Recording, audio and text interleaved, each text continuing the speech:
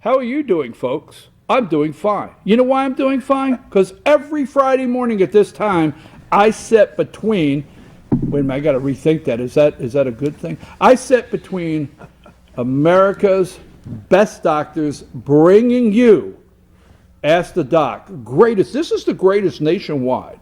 #1 in America, this segment, Ask the Doc. Are you saying you're some kind of Oreo or something? Yeah, I mean, this is a great.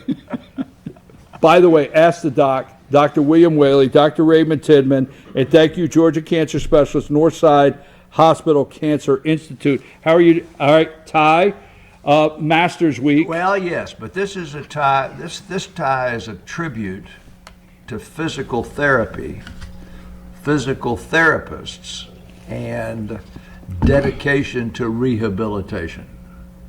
Now, you see these victims of IEDs, military, they're young, all of them are below 30, 35 years old.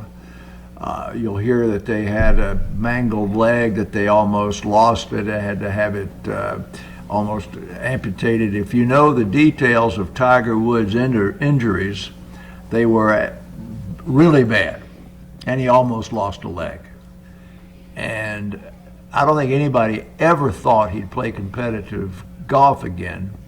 And yesterday he shot 1 under par, which is his 8th best start ever at the Masters.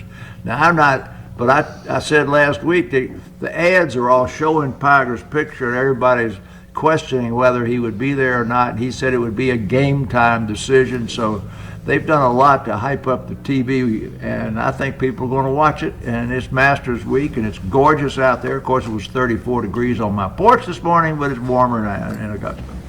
You know, a little medical history I learned yesterday about. Would you like to sit up, sir? About the guy who. Okay, let me. It's his first day, folks. Let me get serious. Let me get serious here. The guy who designed the Masters golf course was a real advocate and hoped that golf would become a larger, more publicly experienced sport because it would get people out in nature and exercise and walk and move around a lot, which we all recommend as part of good health is to be outdoors and spend a lot of time walking. So it's a glorious course and with just amazing, striking beauty. I worked the first aid station 2 years in a row down there when I was in medical school, and the second course he designed immediately after and was built the next year is the Peachtree Golf Club. Yeah. And it is a mirror of the Masters, and it has about as fancy a membership as the Masters. Does it really? I didn't realize that. Yeah, it does. Yeah. All right, listen. That brings us into a healthy question here this morning. Wait a second. I want you to read the question, but this first question. Yeah. It's very interesting, isn't it? Yes. Okay. Go with it.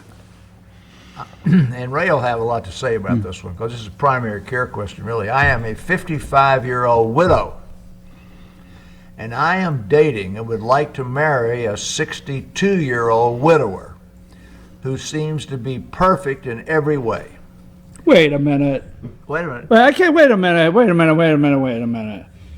Perfect in every way. That's what she says. I'm going to show you. Okay, I'm going to back away from the question. It's a good sign. It's a good sign. I'm just joking. He takes no medication and runs 20 miles a week and has a good job. Good. He tells me that he has an iron overloading gene. Yes. And has had over 90 pints of blood drawn off since age 30. He has about 4 to 6 drawn off a year now. He says that in the past he could donate his blood, but recently he has had to do that at his hematologist's office. Obviously, we do not plan to have children. What do you think I should do? Well, wait a minute, this has like...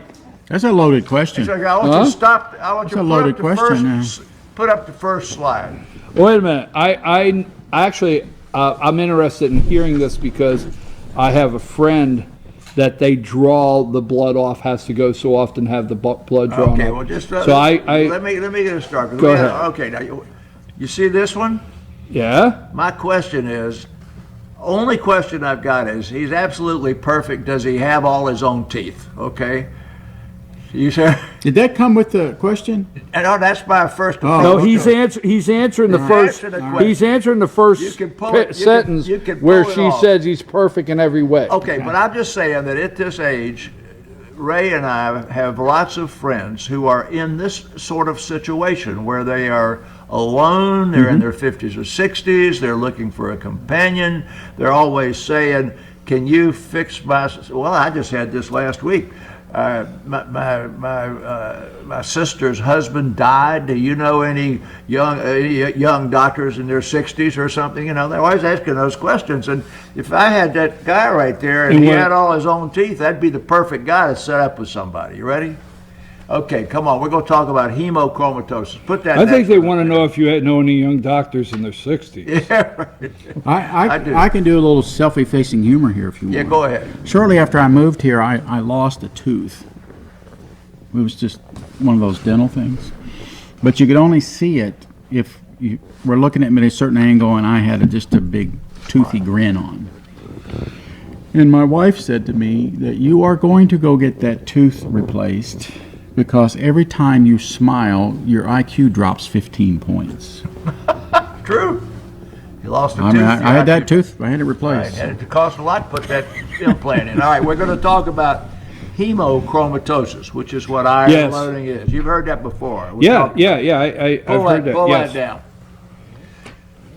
down. There are some, you can put that up and put it over to the side, but there are some things that we can diagnose in a subway. Not a subway store, a subway that goes on the road. And we could diagnose in the line at the grocery store. So if Ray and I see some guy that's all bulked up, that's got stria on his arms and his forehead jerks right here, pushes or draws like that, we don't have to know the guy's on steroids. We just don't know how long he's been taking them, right? And we see a I guy, got it, we yeah. see a guy with a bright red face and a short neck, and he's bulked like that. That guy's got polycythemia. Okay, look at these two hands. These two hands, we could see this. They're long-term undiagnosed hemochromatosis. The skin is sort of a yellow-orange, not like the stuff that women put on to look like a suntan. Right. Not like the color you get from a tanning bed, but looks a little sort of rusty, and you can see that on the face. And this is a normal hand beside a hemochromatosis hand. We don't see this much anymore because primary care docs diagnose this.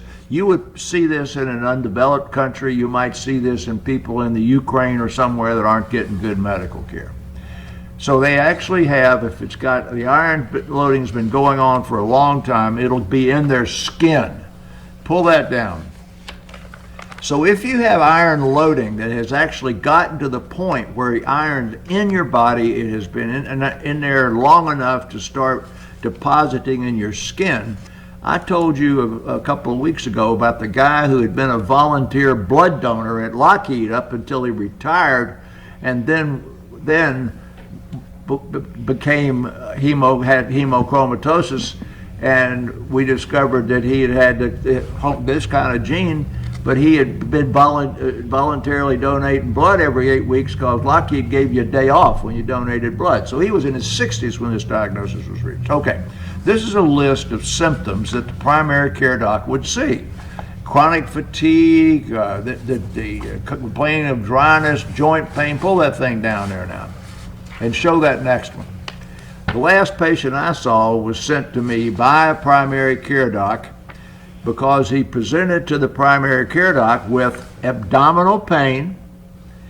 You can pull that down. That had nothing to do with what he ate, had nothing to do with bladder or bowel, and was actually his iron-loaded liver that was beginning to develop liver stretch. So he had kind of like a catch in his side you'd get from running, and so all of these different symptoms can be associated with iron loading. All right, so what's that? It's an algorithm. There you go.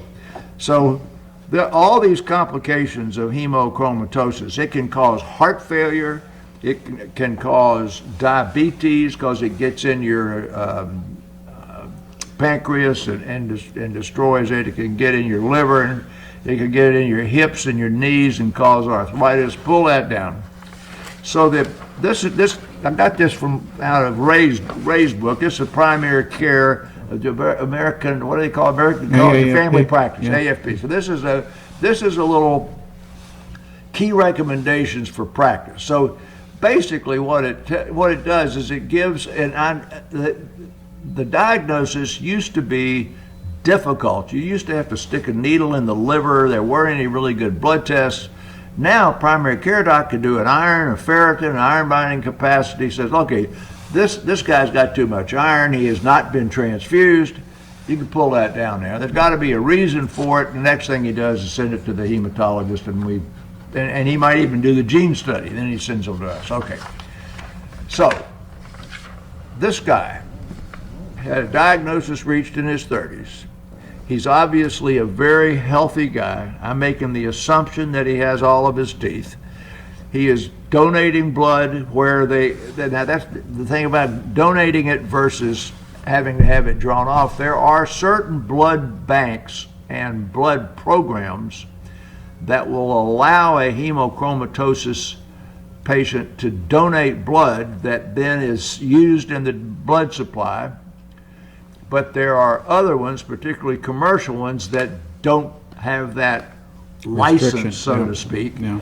And if you're in a community that doesn't have one, then the doctor's got to draw off the blood, and that's wasted. So I always tell people, if the option for polycythemia or hemochromatosis for blood drawing in your community will allow you, with an order from the doctor, to donate blood at a certain frequency, please do it. Because as I said, every week, donate blood. There's not enough out there.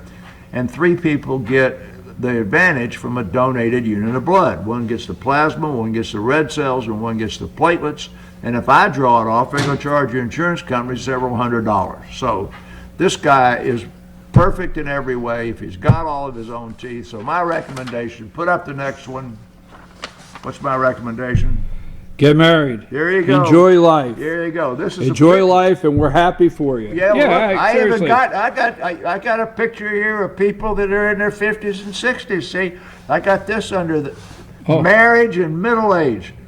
I would have called that age old until I got to this age, so I'm calling that middle age. Oh, Let me ask you, yeah. let me interrupt real quick. So, for our Come on up to the medical microphone. students that are watching, back in the day when you had to get your own blood drops and do your own CBCs and looking under the microscope, polycythemia was a microscope reading of blood counts. Yeah, too many red cells. Too many red blood cells. Not this diagnosis. But hemochromatosis is a pathology diagnosis. Right. That's what the pathologist sees on an autopsy or on a biopsy. Clinically, how are they different? Well, clinically, one of them is they're totally unrelated. Okay. So you're making too many red cells, your blood gets thick when the hematocrit goes over to 47%, and I always say, remember, molasses in January doesn't pour well. You treat that by drawing the blood off until you get iron deficient and you have a blood count that stays below 47, assuming you don't have the genetic type and it progresses into something else. This is a different gene that has to do with increased absorption of iron that then gets deposited in your organs. Now, I've never seen one of these, and I've been around forever, but this did occur in African natives who used iron cookware in the late 1800s when the colonialists went into Africa and traded iron cookware for pelts, Trinkets, and lions and yeah, stuff that they could sell. Then they cooked in those for an entire lifetime. They got iron out of that cookware, and it would get into their liver and everywhere else, and they would get hemochromatosis from their cookware. You could get hemochromatosis if you have sickle cell disease or something, and you get lots of blood transfusions. But you will not get sickle cell disease hemochromatosis from just taking a vitamin or something like that. Now, with this, and you may have answered this earlier, but is this something that is a lifetime, that you have to have blood drawn for a lifetime? Correct. Until you get down, he's had what, 90 blood? I had Right. a guy in the office this week, and we figured out that he's had 160 Units. and he's polycythemic, the other disease. But either of these two diseases, polycythemia, you're going to have more, because if in this hemochromatosis business, you can't absorb that iron quite that fast. So if you get him down to where he's got a totally normal blood, you might, and 4 to 6 a year would take you, 20 years or 30 years to get up to this number. So generally this is 4 to 6 a year, probably, and he's only 62. As he gets older, he might get down to 1 or 2 a year. So basically, there's nothing going to interfere with his life, and he should marry the guy. In your busy practice, how many polycythemia patients would you be managing on an annual basis? Not visits, just total number of patients. I've seen 5 this week. Okay. A lot. I'd say probably 60 at a time. Yeah. And hemochromatosis probably 30 at a time. Yeah. All right, folks, the end of that says, what do you think I should do? Dr. Whaley says, get married, Show the enjoy, picture. enjoy, And get that tooth fixed. enjoy your life. No. He's got all of his teeth. Always got all of his He's teeth. perfect in every You're way. just punking her. Thank you for the question. We wish you a happy life with your new husband, hopefully. Hey, you got to come back and tell us when they got married. They got to come back and update Well, they got, us. There you go. Send me a follow-up in a couple There of you years go. and tell me how it worked out. Second marriages at this age generally work out pretty darn well. This is Ask the Doc. Okay, go ahead.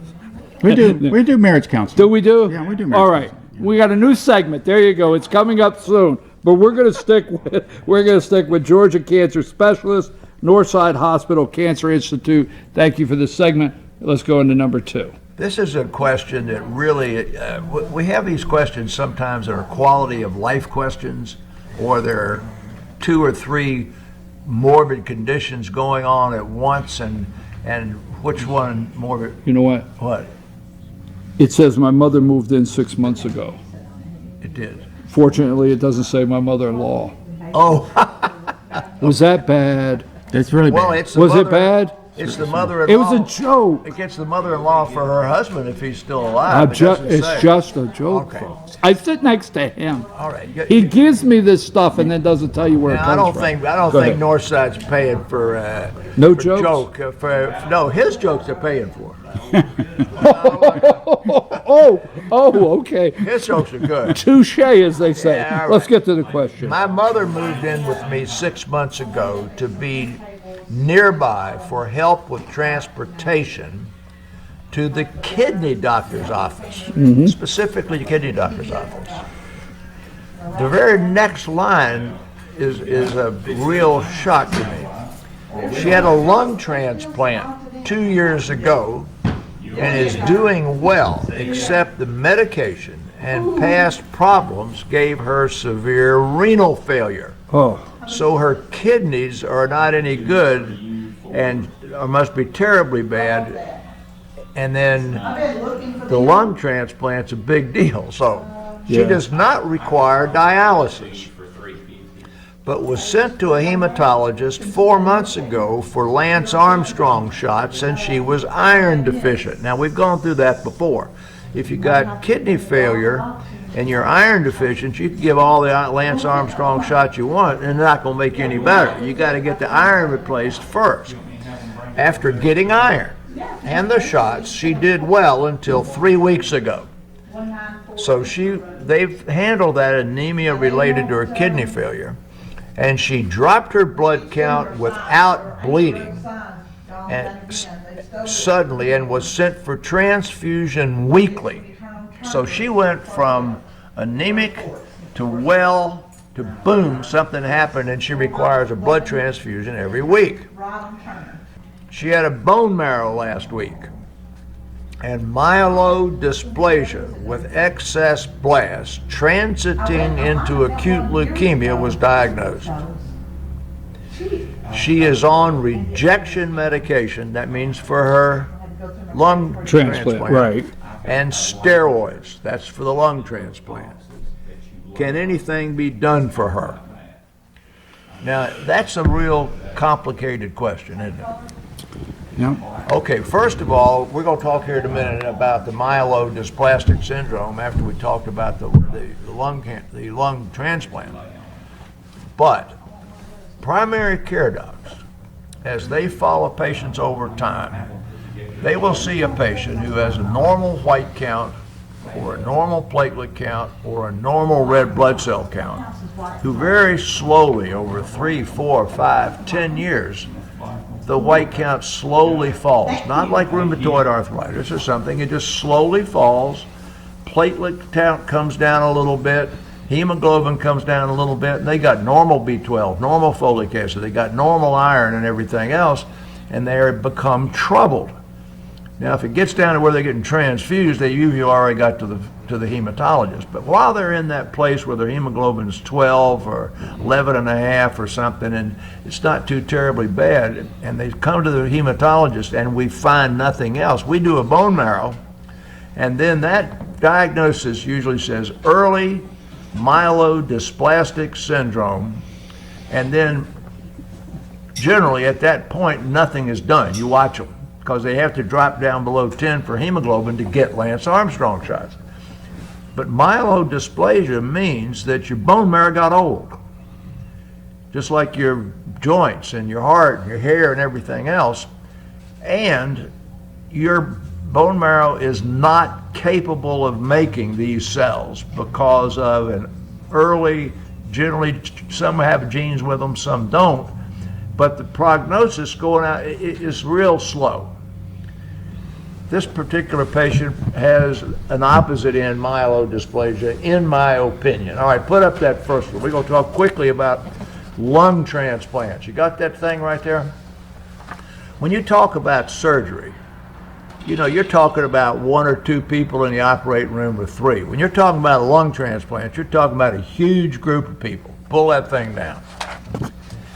Quickly, lung transplants have been around now about, say, what, 30 years, Ray, something like that?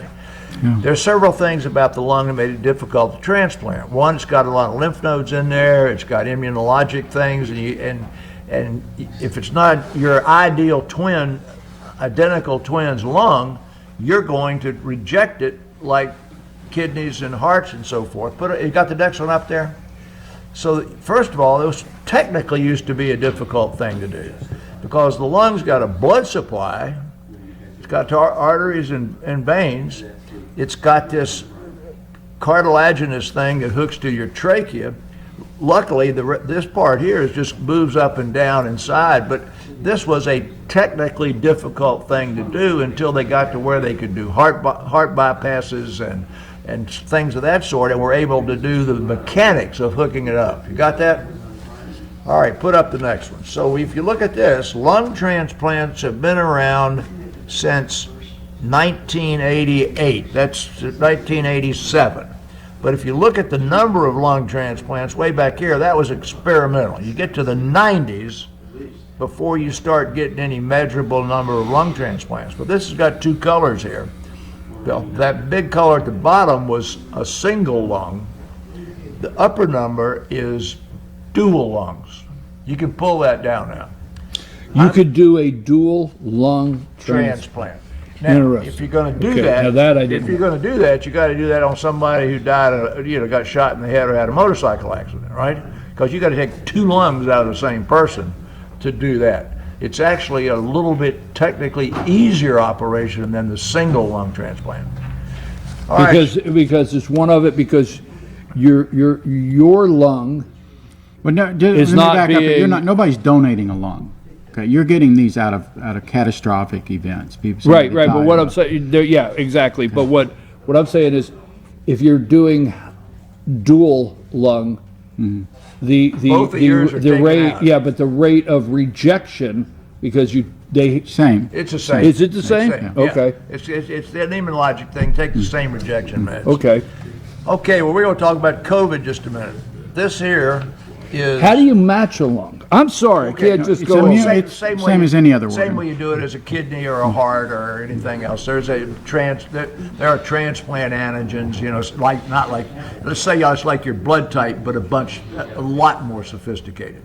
So you can't take we have A, B, and O blood plus or minus. So there's that many blood types, and that's most common is O positive. But you can't take a blood transfusion from somebody that's got a different type of blood without getting allergic to it and having a whole mess. So, but way back early in transplantation, that's all they had was the blood type. So you had a blood type.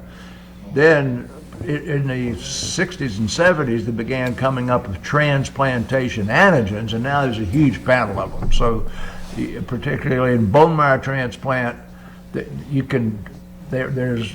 go and you donate your blood, the whole world has it, and you'll hear a kid in Kansas got his bone marrow donated by somebody in India, because this whole worldwide panel is all in a computer somewhere, and they can come up with an unrelated blood donor anywhere in the world that matches you, okay?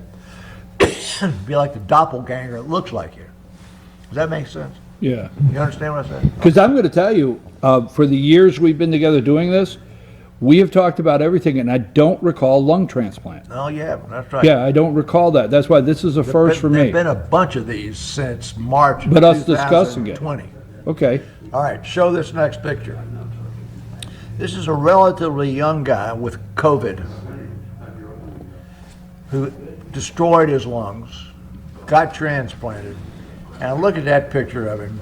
That picture, didn't he look healthy there? What's that, 12 weeks later, he's still, 6 weeks later, he's still in the hospital. He's got this big blank. He looks healthy, doesn't he?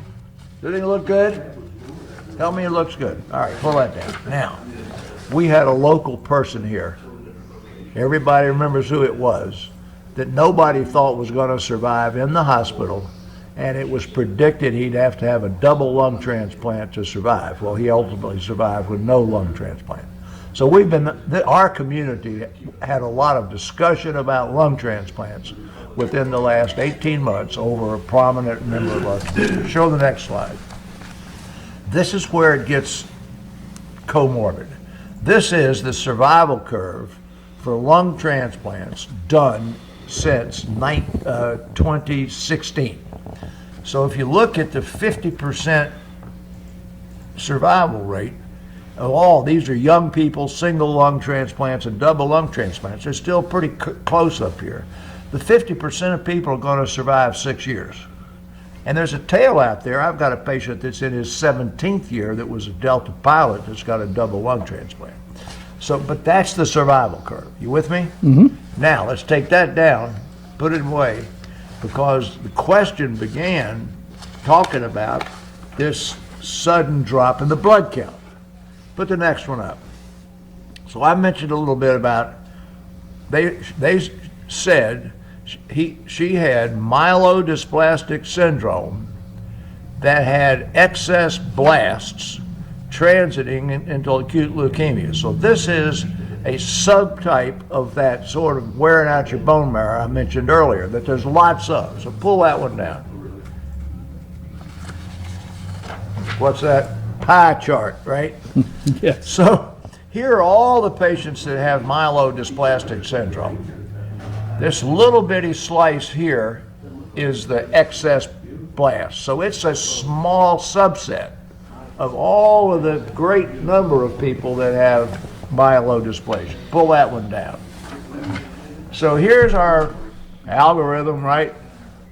So when Ray's patient had a low white count and a low platelet count that had developed over some years, and he came in and he got a bone marrow. We did the bone marrow test, and this says adverse genetic features, yes or no. And then what adverse genetic feature does he have? Yes or no. And so there's different ways we treat or don't treat those.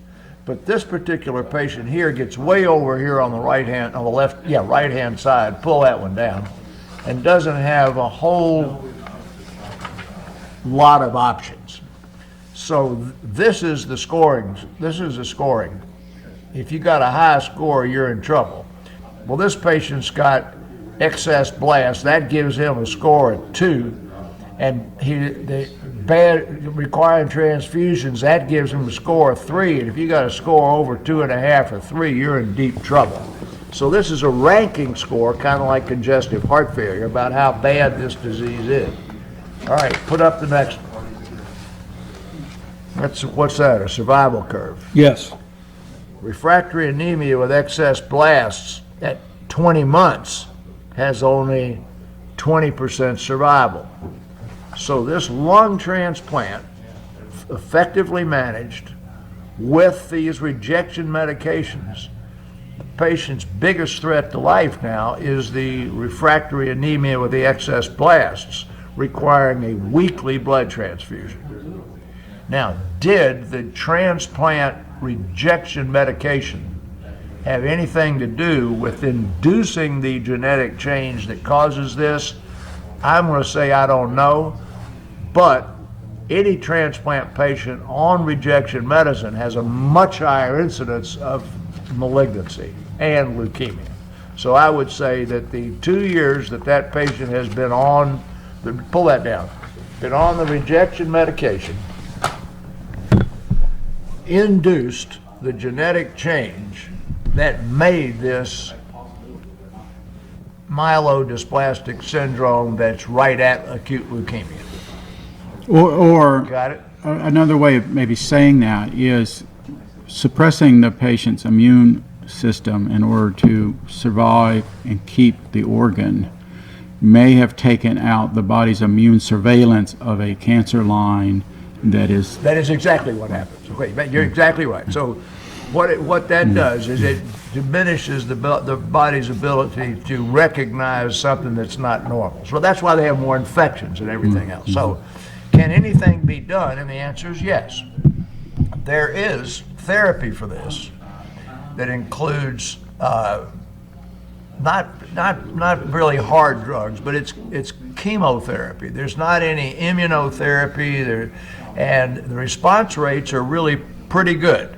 So the average 20% going to survive 2 years. With good treatment, you can raise that up a little bit, but then you've got two diseases that are going to intersect here, and there's something that can be done.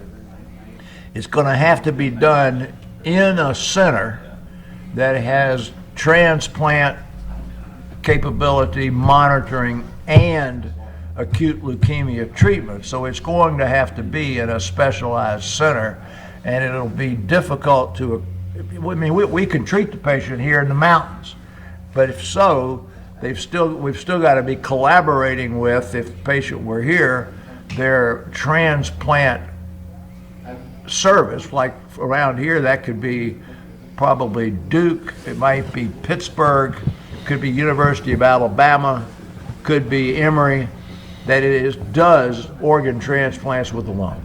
So yes, something can be done, but it's going to be a lot of work. Till that patient gets to that opportunity, how often are they going to be getting blood? Well, if you don't make any blood, which this patient isn't really making, then you get about 2 units every 2 weeks. So they'll be getting transfusions every 1 to 3 weeks. And then they'll get iron loaded. Yeah. But at this age, it's not going to make a difference. So they could get hemochromatosis, but it won't cause end organ failure, because that takes a long time.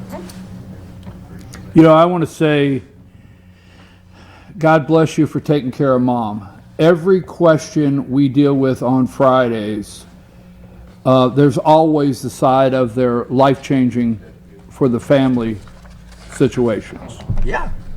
They are. And you're going through life, and you know, just God bless you for taking care of Mom. Go ahead, sir. I echo that. As a primary care physician, one of the challenges that I face regularly is mom or dad aging, trying to be together, but any one of them getting weak or being taken down for any reason, now the whole unit is collapsing. And it behooves the children or the immediate family to be anticipating that as a parent's age and say, what is the next step?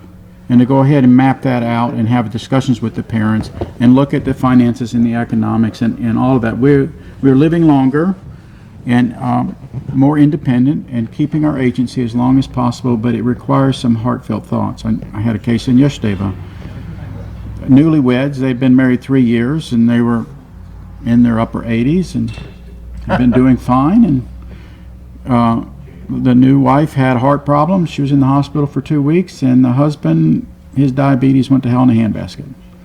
So She wasn't there to watch what he she wasn't ate. there to watch after him, and all the other kids figured they could take care of themselves, and that wasn't the case. Well, my wife's in Texas right. with her 94-year-old mama today. Yes, she's in Plano, Texas. I mean, so yes, you're right. I was focusing on the medical part of this. We And I understand that. We need you I- and Dr. Tidman to get into the psychosocial. No, family I aspect. understand that. I mean, I've seen it in my own family.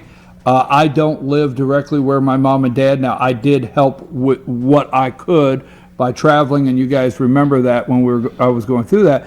But a big shout out to my sisters. I mean, they're always taking mom to an appointment, blood work, whatever. So anytime I read these questions, for me, and it kicked in a couple years ago for me to realize that all of our questions surround a life-changing things for family. And this incredible medical advances that Bill and I talk about every week don't happen if there's not a family support system to Exactly. keep them there engaged. When you go for a lung transplant or whatever, and you're sitting with a doctor, the doctor says, well, you're going to go Monday, and you're going to go Thursday, and you're going to go next Thursday, and then you're going to go here, and then I want this test. Well, when you walk out, the doctor has ordered and done everything they need to do, but now somebody has to make that Yeah, happen. let me say, we never do talk about this, but if you're going to a bone marrow transplant or something else, you don't even get on the list until you have had the psychosocial, social work, psychiatric evaluation, and family evaluation. They won't take you if you don't have a support system. So Right. if you don't have infrastructure that will allow you to make your appointments, make sure you get the medicines on time, you're not going to get in line to get a liver transplant or a heart transplant or a bone marrow transplant, because the limit on capacity is way exceeded by the demand for the service. So you're not going to take somebody to a liver transplant who is continuing to drink, or a lung transplant who's continuing to smoke. Once you've got them at the point where they are physically themselves personally eligible for the transplant, having changed their lifestyle or whatever, then they've still got to have a support system that will get them to the appointments, get their medications done. And if they are live alone or, are estranged from everybody, then they won't get transplanted. I want to jump off that little platform you set there and talk about something that we dance all around and we've hit at little bit by little bit. But we've gone through 2 years of absolute craziness in our culture, and a lot of it came out of members of Bill and my profession. Any therapy, social therapy, public health therapy that sought to destroy families, destroy connectivity, destroy those relationships, isolate people and make them afraid of each other were net terrible things. And it is a recovery that we will go through talking about it with each other over the next 10 years, I predict. We have got a lot of undoing of that hell that was rained down on America from public health officials that said, run, hide, be afraid.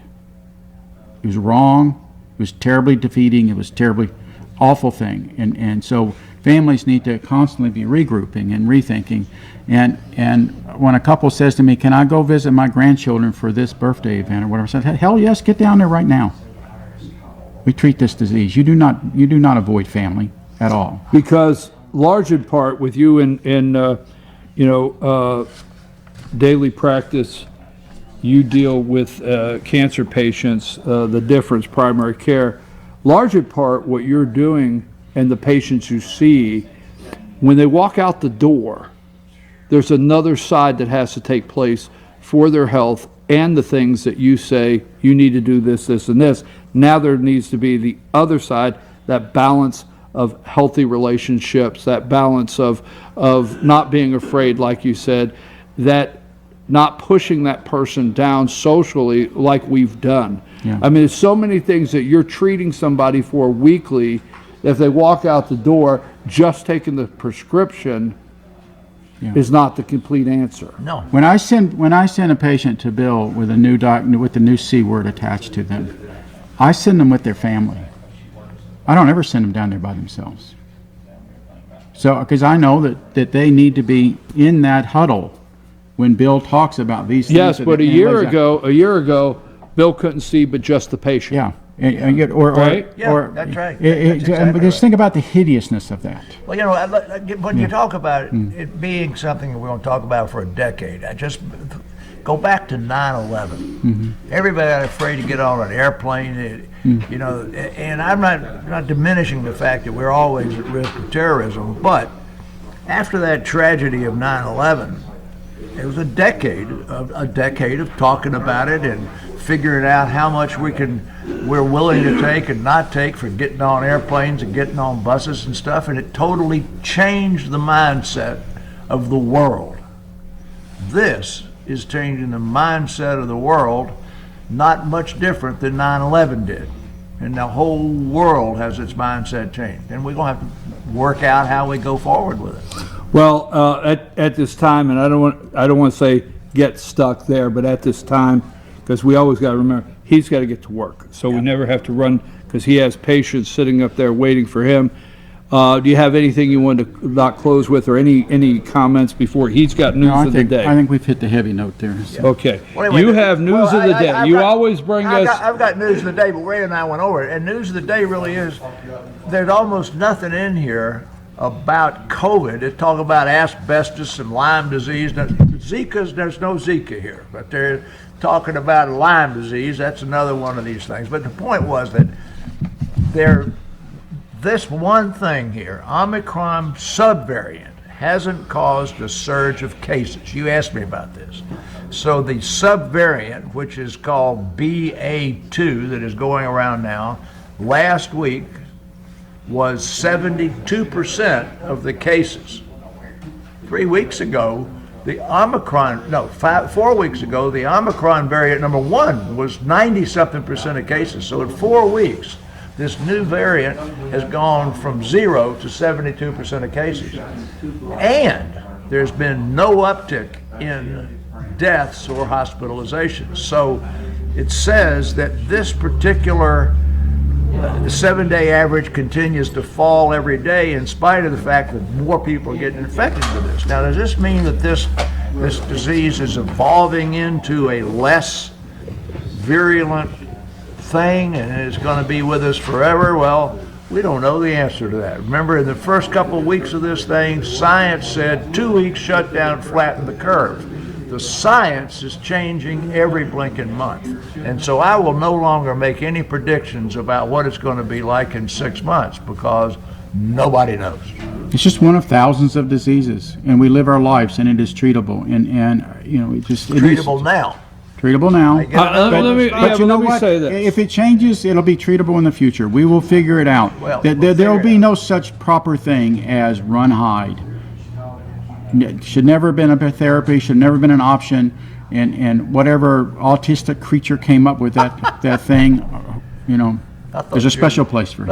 Well, obviously, when you bring creature into the program, it's probably the time to leave. Time to shut up. You got a joke or just anything, or you just? No, I'm. Are you good? I want everybody to remember next week. It's called Passion Week. Next Friday is Good Friday, and I understand that we might not be here. And 2 days after Good Friday, the Lord was crucified, dead, and buried. 3 days later, he arose again, sat on the right hand of God the Father Almighty, from whence he shall come to judge the quick and the dead. And I just don't, this is not a religious program, but this is a religious time of year. I get it. My Jewish friends are all getting excited about the Passover. God's signing on us up here. We've got a beautiful day. The flowers are blooming. And you know, it's not going to be too long until it's thunder and lightning and snow again. So let's look at the spring and Passover and the Easter season and be glad for it, that we got our health and we're here. Thank you, Georgia Cancer Specialist, Northside Hospital Cancer Institute.